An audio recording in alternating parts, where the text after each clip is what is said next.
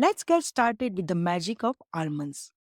First, soak a ball of almonds in water for 7 to 8 hours.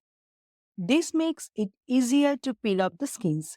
I'm going to show you how I remove the skins. Just gently squeeze the almond and the skins will slip right off. Now that our almonds are ready, don't throw away the skins.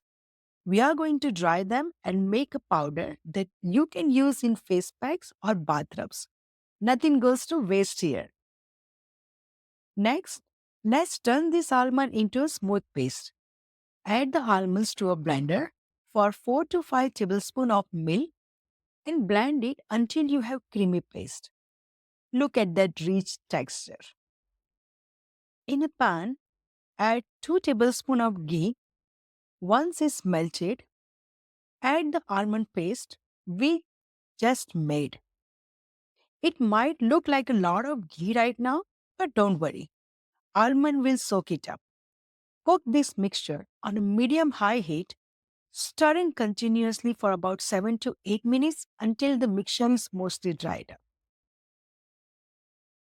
Now that the moisture has evaporated, it's time to add some creaminess. Pour in half cup of milk, half cup of milk powder, and 3 cup of sugar. Mix everything together. Continue to cook on a low flame, stirring continuously until the color deepens and the mixture thickens. Keep an eye on it. Stirring is the key. When the mixture has thickened and turned a lovely golden color, it's time to add the finishing touches. Stir in 1 teaspoon of cardamom powder and 1 tablespoon of saffron milk. Give it a final mix and voila! Our Badam Halwa is ready. Enjoy this decent treat with your friends and family.